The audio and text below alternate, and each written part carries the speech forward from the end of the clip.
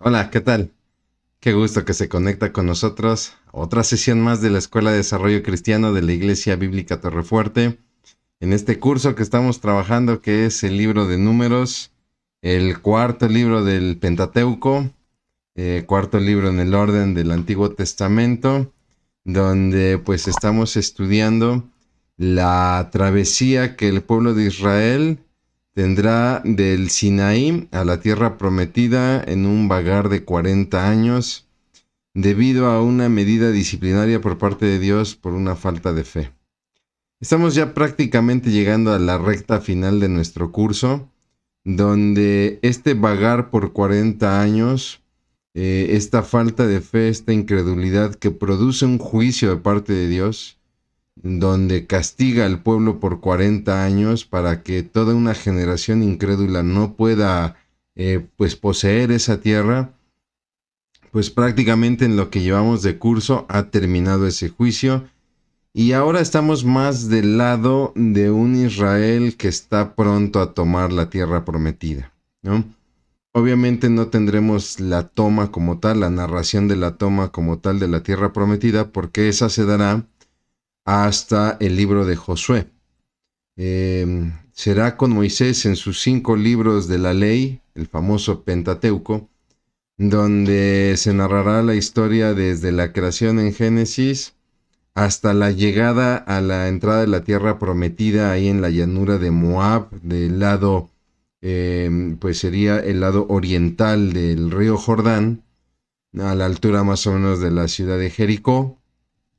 Será Josué quien ya atraviese el río Jordán de manera milagrosa y tome pues la primer de las ciudades más importantes, la primera de las fortalezas o de las ciudades fortificadas más importantes, que será propiamente Jericó. Pero hasta el momento estamos en la llegada a la entrada de la meseta de Moab, donde veíamos en la sesión anterior pues Israel tiene que pasar o emplear este famoso camino real que atravesaba la región de Edom, la región propiamente también de Moab, ¿no? Y donde pues estos pueblos no le van a permitir a Israel pasar y entonces tendrán que tomar, digámoslo así, pues un camino más largo, ¿no? Y entonces eso le va a significar a Israel empezar a enfrentar pues sus primeros enemigos que serán los amorreos, ¿no? Estamos hablando del rey Arad, estamos hablando del rey Seón, ¿no? O Sergón, que son los primeros enemigos, las primeras victorias. Y bueno, pues hoy entramos a lo que sería la sesión número 9, 9 de nuestras 12 sesiones, por eso le decía yo que es prácticamente la recta final. Y hoy vamos a ver un capítulo muy interesante, la historia es bastante interesante, la historia es muy conocida. Estaremos trabajando prácticamente capítulos 22 al 24 del libro de Números con la historia de Balaam, aquel profeta que es contratado para maldecir al pueblo de Israel y que nos dejará enseñanzas muy interesantes. Así que le pido que me acompañe en esta sesión. ¿Qué le parece si primeramente hacemos una oración y entramos de lleno a lo que sería nuestra novena sesión del curso El Libro de Números? Vamos a orar.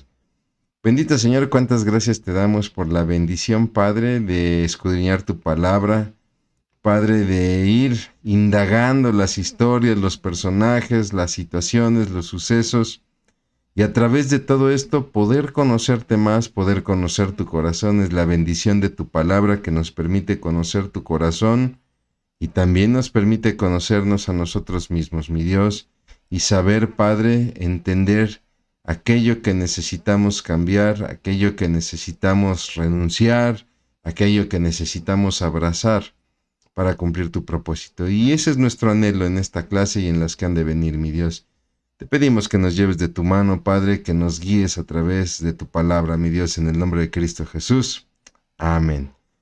Muy bien, pues vamos entonces, como le decía yo, estamos aquí en lo que sería novena sesión de nuestro curso del libro de números, basado en nuestro comentario de Ediciones Las Américas, Fracaso en el Desierto. El autor es Rafael Porter, que tiene muchísimos comentarios de esta colección.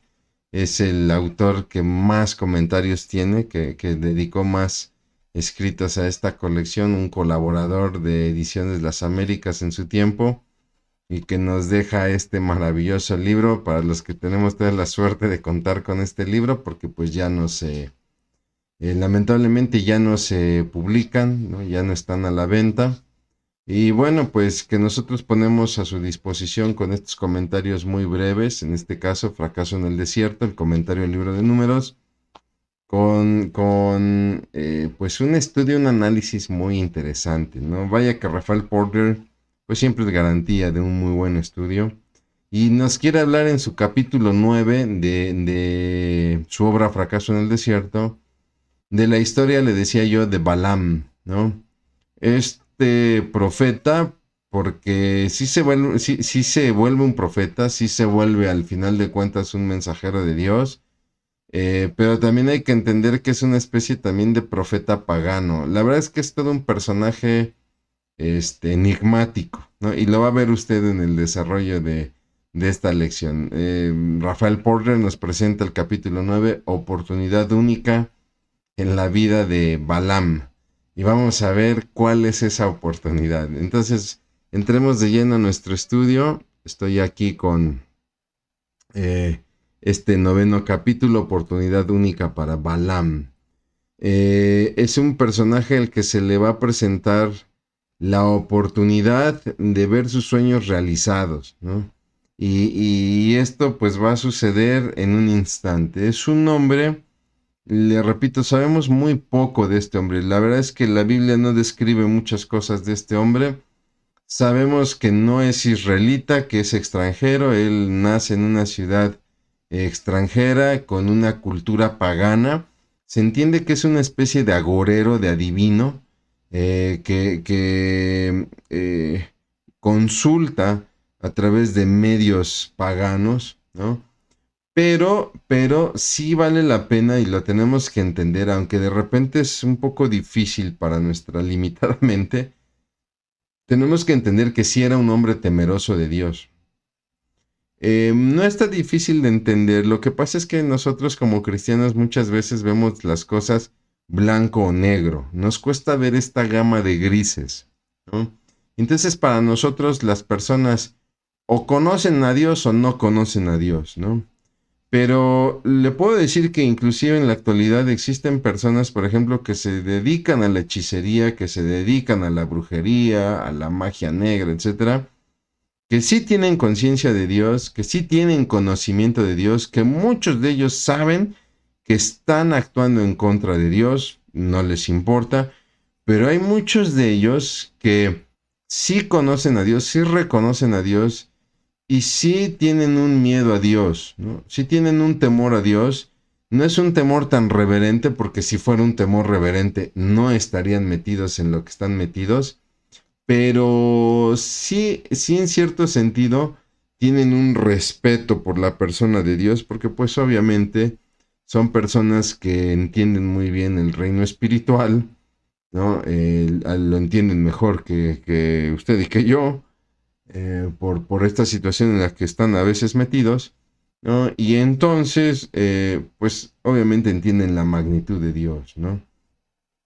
Lo que sabemos de Balaam es que vive cerca del río Éufrates, quiere decir que tiene una fuerte influencia babilónica, ¿no? Y bueno, pues por lo que vemos, por la búsqueda que se hace de sus servicios, entendemos que es una persona que se dedicaba a bendecir o maldecir a otros a través de un pago, ¿no? Era una especie como de, pues no sé cómo llamarlo, ¿no? Era una especie como de declarador a sueldo, declaraba o profería bendiciones o maldiciones por un pago, ¿no?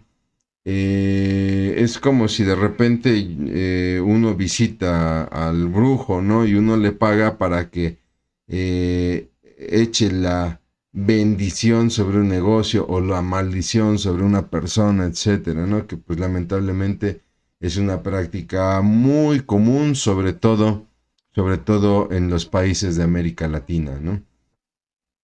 Este hombre Balaam, le mentiría si le dijera exactamente cómo trabajaba, no lo sabemos, le repito, la palabra no nos da muchos datos, no sabemos si es un hombre que se dedica a leer los huesos o cómo es que hacía esta especie de bendición y maldición, ¿no?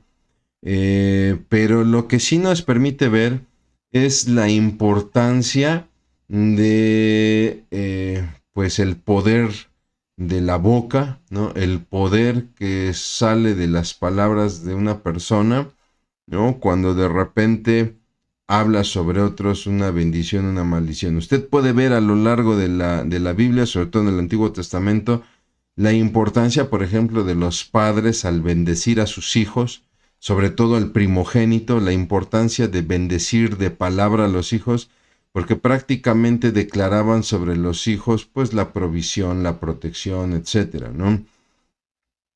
Esto era una situación muy importante, que en el Nuevo Testamento sí vale la pena decirlo, va a tener un cambio, ¿no?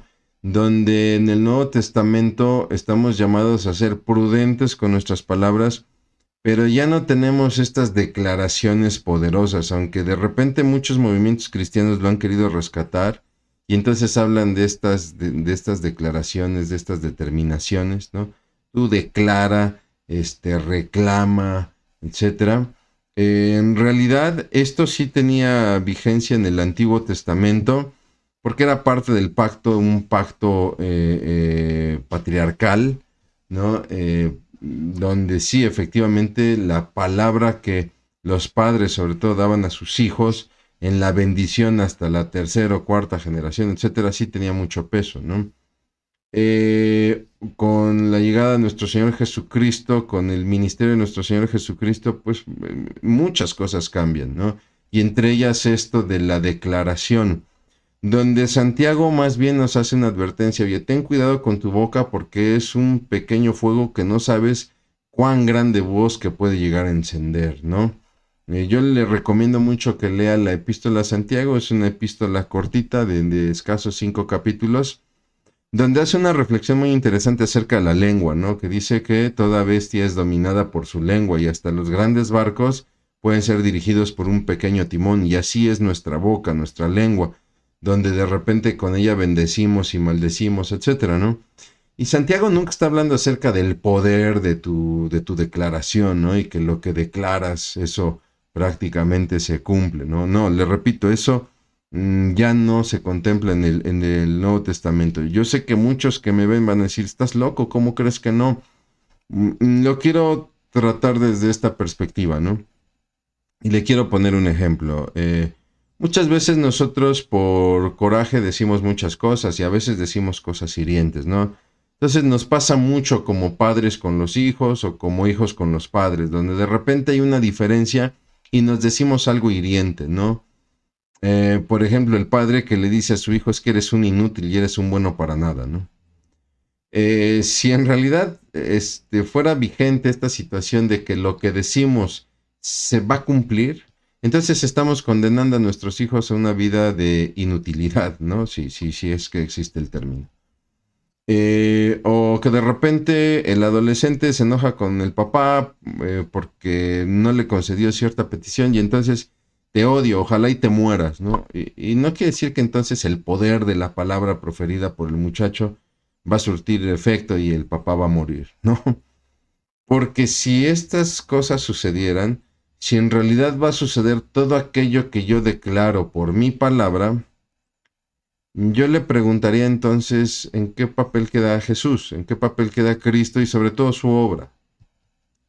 ¿En qué papel queda la obra de Jesús? Ok, imagine que yo estoy pasando por una enfermedad o por una crisis económica. Y yo estoy consciente que con el poder de mi palabra yo puedo determinar mi sanidad o cambiar mi situación económica. Pues discúlpeme, pero ¿para qué quiero a Cristo? ¿Para qué quiero el sacrificio en la cruz? Bueno, me sería interesante creer en Cristo para tener el poder, adquirir ese poder de mi declaración. Y de ahí, perdóname Cristo, ya no me sirves, ¿no? No, no funciona así. Yo, en medio de la enfermedad, en medio de la carestía, en medio de relaciones fracturadas con la familia, etcétera, yo cuento con Cristo. Y yo no sé cómo va a actuar mi Señor Jesucristo, si lo va a hacer a través de un milagro, si lo va a hacer a través de una palabra sanadora, de una declaración, no lo sé. Pero mi corazón debe depender de Cristo, no del poder de mis palabras. Entonces esto es algo que de repente cuesta mucho que las personas entiendan. Abrazan mucho esta parte del Antiguo Testamento y lo quieren llevar al Nuevo Testamento. Es un poco parecido a lo que sucede con el concepto de la prosperidad, ¿no? En el Antiguo Testamento, sí, aquel que era temeroso de Dios prosperaba y aquel que no obedecía a Dios estaba condenado a maldición.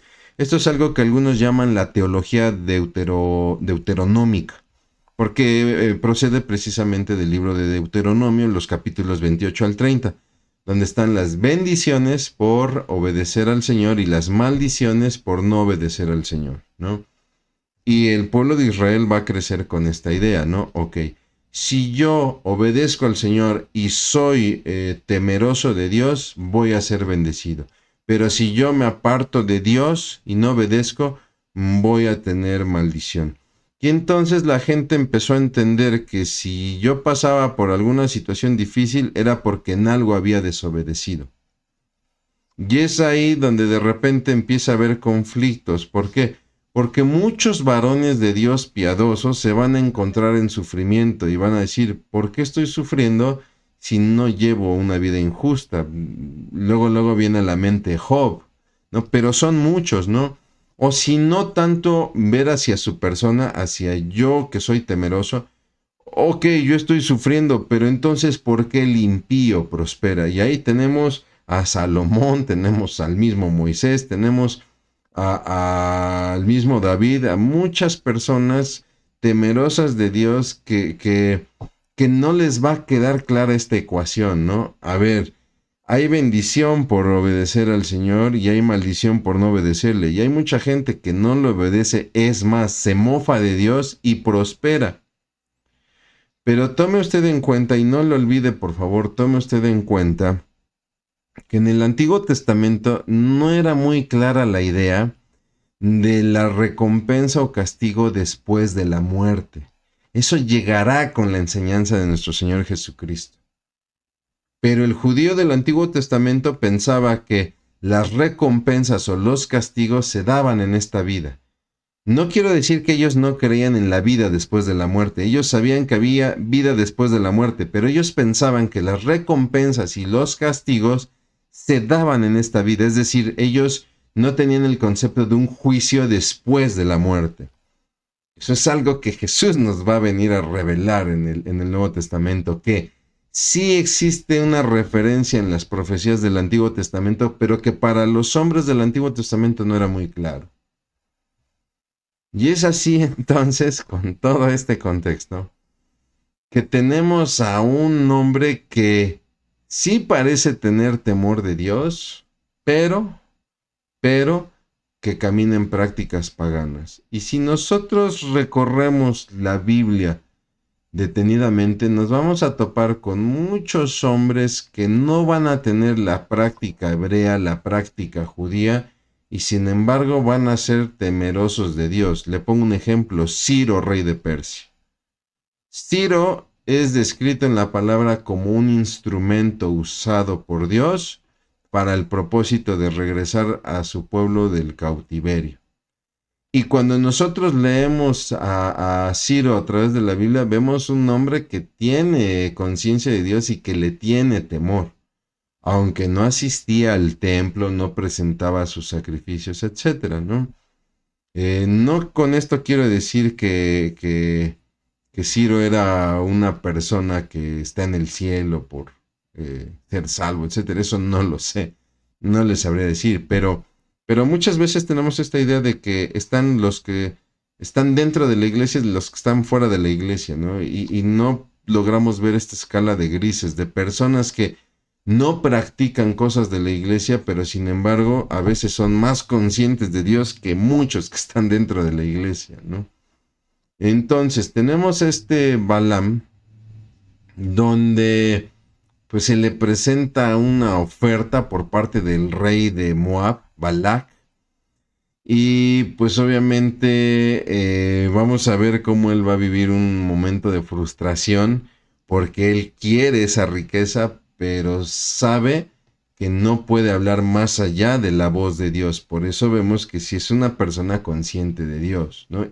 Y termina siendo un vocero de Dios, por eso le digo que sí termina siendo un profeta, quizá no un profeta piadoso como lo podemos entender de profetas del pueblo de Israel, como un Elías, como un Eliseo, como pudiera ser un Natán, como pudiera ser un, no sé, Joel, Abdías, Amós, etcétera, ¿no? Es así entonces que pues viene la oferta, se presentan mensajeros por parte de Balac, rey de Moab. Y recuerde, Israel está en la meseta de Moab, está listo para entrar a la tierra de Canaán, y entonces pues Balac tiene temor de este pueblo. ¿Por qué? Porque este pueblo ya no es un pueblo insignificante nómada, ¿no? Ya es un pueblo con una población significativa y que viene de derrotar a reyes importantes como Seón, en algunas otras versiones aparece como Sergón o Sargón, y también al rey Arad, ¿no? Vienen de derrotar también a los basanitas de la región de Basán, ¿no? Y entonces, pues como decimos vulgarmente, ya Balak siente pasos en la azotea, ¿no? Y entonces viene una estrategia que era muy típica de la época, que era un ataque indirecto hacia el enemigo, ¿no? No a través del soldado, no a través de las armas directamente, eso vendrá después. Primero hay que maldecir al enemigo, ¿no? Y entonces envía mensajeros a Balaam. Balaam pues decide esperar. ¿Por qué? Porque él reconoce que que este Jehová de los ejércitos, este Dios Yahvé, pues está muy interesado en este pueblo. Ya se ha corrido la voz que están en busca de la tierra prometida. Obviamente se corrió la voz de que salieron de Egipto. Y ya a todas las naciones de la Palestina, de Canaán, pues les queda muy claro que la tierra prometida, pues es el suelo que están pisando, ¿no? Y entonces insiste Balaam a los mensajeros, bueno, pues yo tengo que decir lo que Dios me diga, yo no puedo decir lo que ustedes me piden, yo tengo que decir lo que Dios me diga, ¿no? Y entonces Balaam busca a Dios y Dios le dice a Balaam que ya él ha bendecido a Israel, por lo que entonces Balaam le tiene que decir a los mensajeros que no les va a acompañar a ver a Balac y a maldecir al pueblo, ¿no? Pero no termina la historia ahí, sino que la oferta continúa. Qué fácil hubiera sido pues que esto terminara acá, pero no vemos el fin en esto por dos razones. Balak entonces va a enviar a líderes de mayor rango, ¿no? Y obviamente con una oferta pues mayor, más pesada. Y por otro lado también Balaam buscaba al menos pues un poco de esa riqueza. O sea, sí vemos a un hombre que sí se está moviendo por el interés económico, ¿no? O sea, es un hombre que está consciente de Dios, es un hombre que en su práctica maneja la bendición o maldición, pero que su corazón también está movido por el dinero. Un poco parecido, recordará usted a Simón el mago, aquel mago del libro de los Hechos, que engañaba a la gente mediante trucos y que cuando conoce a los apóstoles y conoce el poder que sale de ellos, lo quiere comprar porque él ve una gran ganancia económica, ¿no? Es decir, un corazón movido por el dinero, ¿no? Lo que nos permite ver que no basta ser consciente de Dios para tener esta ambición por el dinero. Qué peligroso es cuando personas, sobre todo dirigentes, conocen a Dios, pero le sigue ganando su corazón por el dinero. Si tú estás interesado en las cosas del Señor, no puedes estar interesado en el dinero. Eso es lo que nuestro Señor Jesucristo va a establecer en sus parábolas. Nadie puede servir a dos amos porque con uno quedará mal. Amará a uno y aborrecerá al otro, o amará al otro y le aborrecerá el primero, ¿no? Y termina Jesús diciendo, nadie puede servir a Dios y a las riquezas, ¿no? Todo aquel que anhele servir al Señor no tiene que esperar riqueza. Esto no quiere decir que no pueda recibir una retribución, ¿no? Aquel que vive del Evangelio es digno que coma el Evangelio, pero no tiene que ser su ambición ni su anhelo, ¿no? Entonces, pues Balaam, ante la visita ya de estos hombres de mayor rango, les contesta que no puede desafiar a Dios, pero bueno, les invita a pasar a su casa, que duerman esa noche para que consulte a Dios. O sea, ya Dios había dado su determinación, pero vemos este hombre que está tratando como de suavizar a Dios y decirle, pues mira, déjame ir y pues a ver, que me paguen aunque sean los viáticos o qué sé yo, ¿no? El Señor se aparece a Balaam y entonces, ok, accede que acompañe a los mensajeros, ¿no?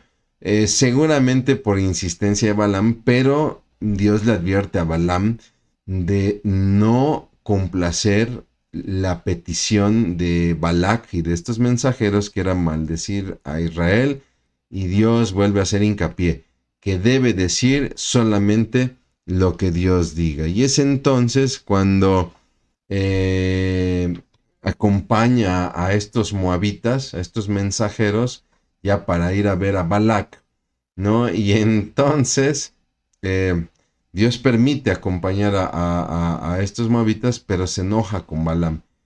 Y es una porción bíblica un poquito difícil de leer, les soy sincero. La primera vez que yo lo leí me causó mucho conflicto porque yo veo a un Dios que le dice a Balaam, ok, ve con ellos, y de repente vemos a un Dios enojado porque Balaam va con ellos, ¿no?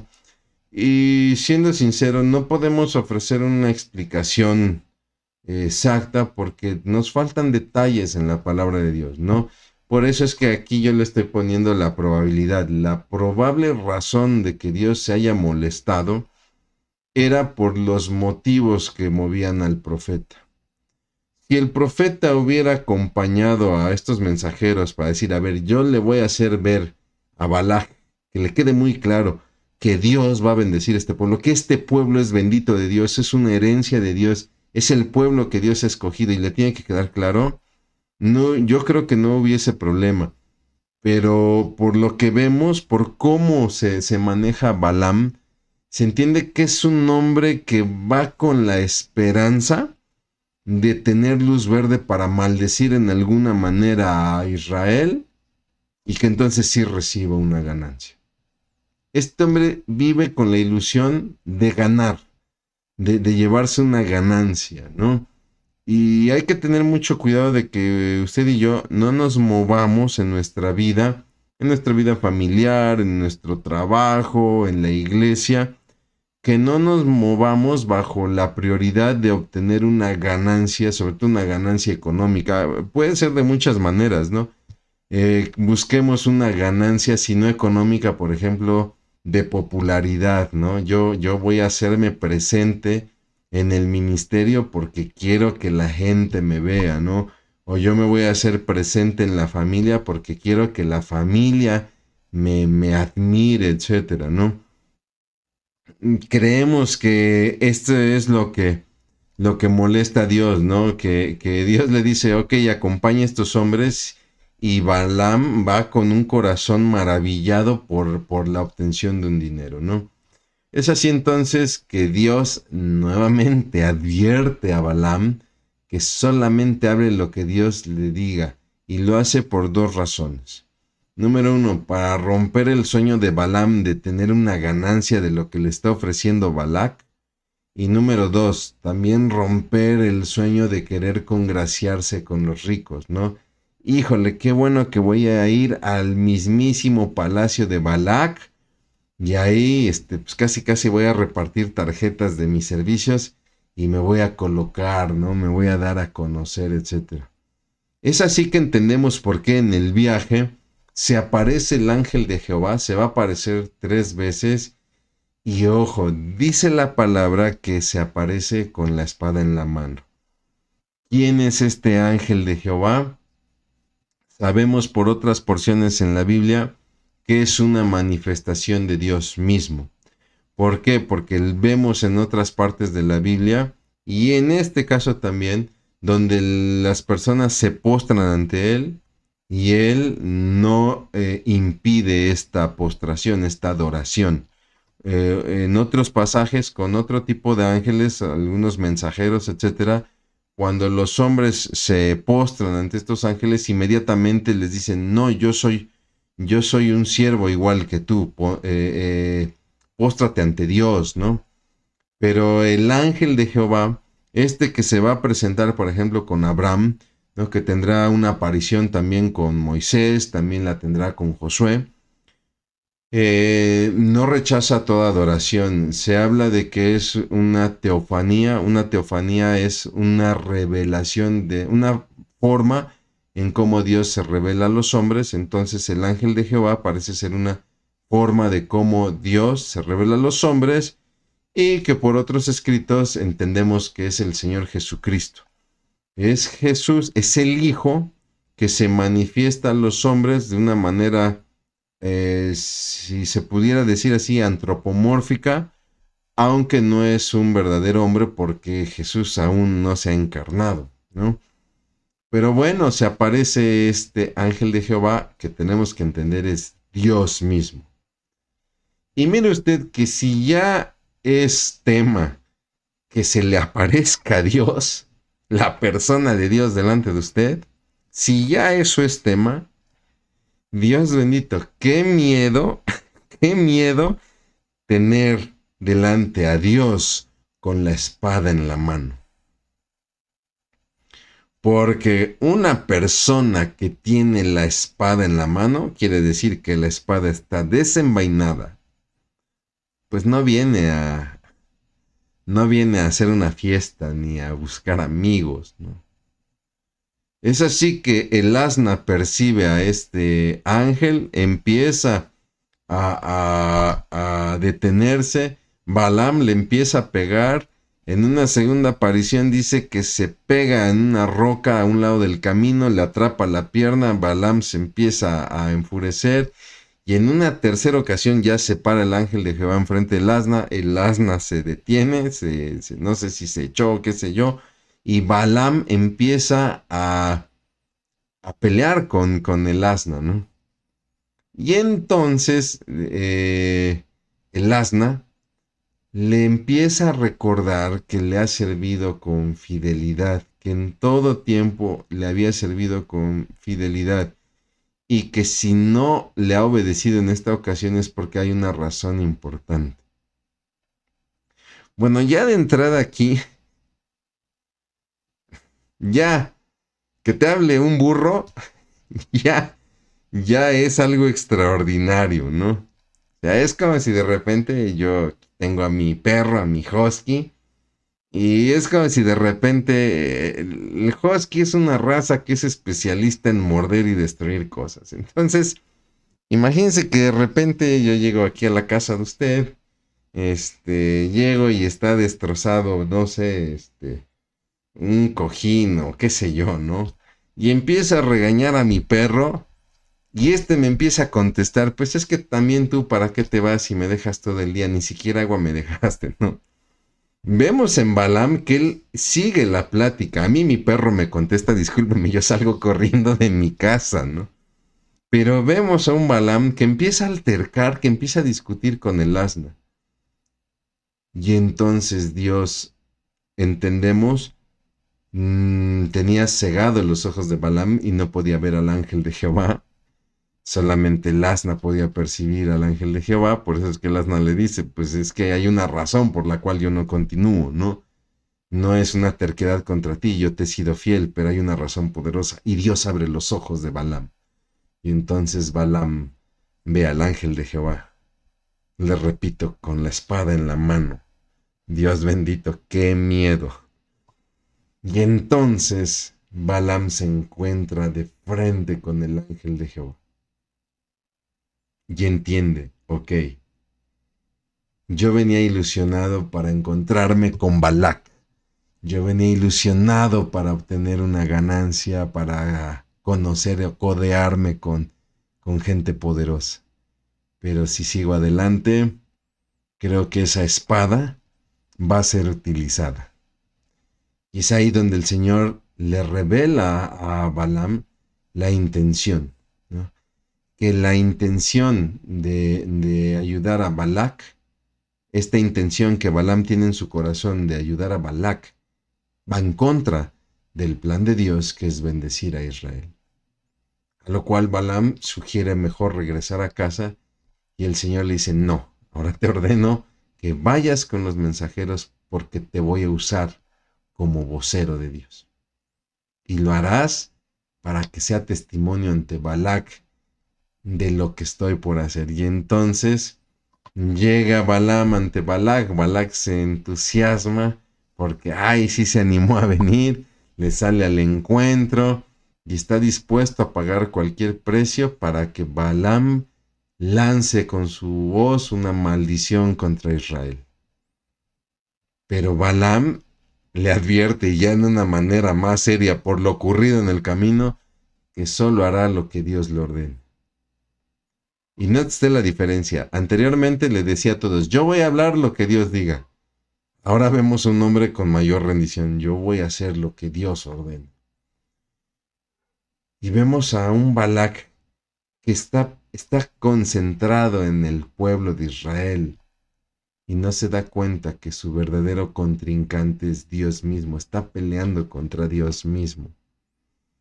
Es así entonces que Balac va a llevar a Balaam a diferentes lugares altos donde se puede ver a Israel, a todo el pueblo, ¿no? Y en cada punto donde Balac llevaba a Balaam para que desde ahí viera todo Israel y lanzara una maldición, pues obviamente producto de su paganismo construía un altar y empezaba a ofrecer sacrificios a los dioses moabitas, entre ellos el terrible Moloch y el terrible Chemos, ¿no? Estos dioses a los que se les ofrecía inclusive niños, ¿no? Se quemaban a los niños vivos, ¿no? Esa era la maldad de estos pueblos. Y por eso de repente cuando la gente pregunta, ¿cómo es posible que me hables de un Dios de amor si cuando yo leo en el Antiguo Testamento que le pide a los israelitas que tomen ese pueblo y que maten a todos, inclusive a mujeres y a niños? ¿Qué culpa tienen las mujeres y los niños, no? Bueno, eran pueblos que tenían tanta maldad que muchas madres no tenían reparo en echar a sus hijos al fuego, ¿no? A ese grado es la maldad. Es que muchas veces usted y yo no hemos experimentado la maldad, porque gracias a Dios nos ha librado de personas perversas. Pero cuando uno conoce el grado de maldad de las personas, cuando uno entiende la profundidad de las redes de pornografía, de las redes de narcotráfico, etcétera, de cómo las personas no se tientan el corazón para realizar toda una industria pornográfica con menores de edad, para matar niños y a través de ellos traficar drogas, etcétera, haciéndolas pasar por pequeños dormidos, etcétera. Es que no entendemos realmente el corazón perverso del hombre. Y este puede hacer todo un pueblo. ¿Cuántas veces no hemos escuchado de pueblos aquí en México donde han linchado a personas simplemente porque la maldad de todo el pueblo se enardeció, ¿no? Son personas con conciencias cauterizadas, cegadas. Y Dios usa a Israel como un instrumento de juicio para estas naciones. Y ahí tenemos a Balac, levantando altar, ofreciendo sacrificios, esperando que Balaam maldiga al pueblo. Y entonces viene un primer intento, donde Dios le dice a Balaam que no se puede maldecir a los protegidos de Dios. Israel es una nación escogida, por lo que será bendecida y multiplicada. Y entonces Balaam lanza esa bendición. Balaam bendice a Israel, el cual no puede ser maldecido, sino que es protegido por Dios, y es una nación escogida por Dios, y será bendecida y multiplicada. Cuando Balac oye esto, dice, no, a ver, espérate, ya no te traje para que les bendigas. Lo lleva a otro lugar, viene un segundo intento, donde Dios habla a Balaam y le dice, nadie puede cambiar el parecer de Dios, porque Dios no es hombre para que mienta, ni hijo de hombre para que se arrepienta. Él ha dicho y hará. O sea, lo que acabo de decir en el primer lugar, en el primer intento, no lo voy a cambiar simplemente porque te lo ordena Balac o me lo dices tú. Yo no soy como ustedes que miento, ni soy como ustedes que me arrepiento. Si yo he dicho es porque lo voy a hacer. Y lo mismo dice Balaam, y entonces Balac lo lleva a un tercer lugar, donde ahora Dios da como una especie de repaso de la historia del pueblo, ¿no? Y entonces Balaam empieza a lanzar una bendición en la cual Dios está hablando de Israel, que fue sacado de Egipto con el propósito de hacerlo una nación y cumplir la promesa que le había hecho a Abraham, no solamente de engrandecer su pueblo como las estrellas del cielo, la arena, sino que también va a bendecir a quien lo bendiga y va a maldecir a quien lo maldiga. Y entonces nuevamente vemos un Balaam bendiciendo al pueblo y Balac se molesta. Y entonces Balaam tiene que escapar de este rey moabita. ¿Por qué? Porque seguramente intentaría asesinarlo. Pero antes de salir Balaam, antes de salir huyendo, pues le suelta una profecía a Balac, donde le dice cómo Dios hará de Israel una nación poderosa para destruir a todo aquel que se oponga en su camino a la tierra prometida, y le dice que de hecho empezará la destrucción con el reino de Moab. Profetiza también ahí la destrucción de Amalek, de los eneos, de los asirios, de los de Eber y los habitantes de la costa de Kitim, ahí en el pueblo filisteo. Al final vemos en la historia a un Balac y un Balaam que se separan, ambos frustrados porque ninguno de los dos pues obtuvo lo que quiso. Y bueno, mi hermano, mi hermana, para terminar esta sesión, vámonos con unas preguntas para reflexionar. ¿Usted en su vida reconoce situaciones en las que le gustaría obtener algo, aunque eso signifique ir en contra de la voluntad de Dios, simplemente por satisfacer un deseo?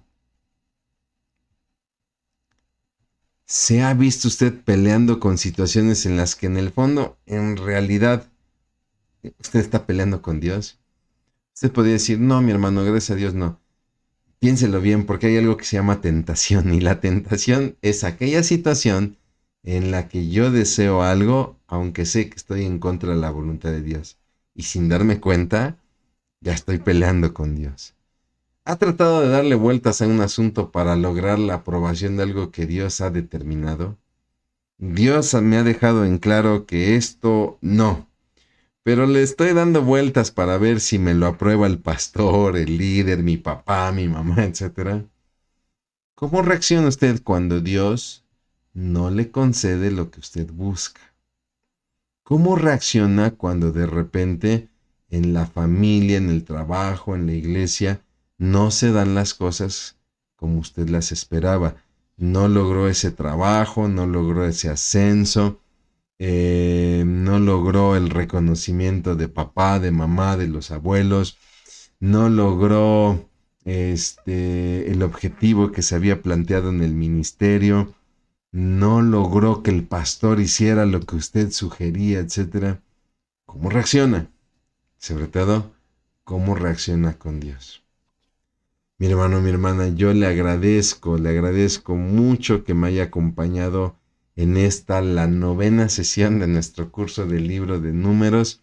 Le pido que siga leyendo este libro. Seguramente sé, ustedes son grandes lectores, sé que lo han terminado. Como siempre, le recomiendo que pues pueda usted enriquecer su lectura con el Éxodo, con Levítico, que nos ayude a entender mejor este libro.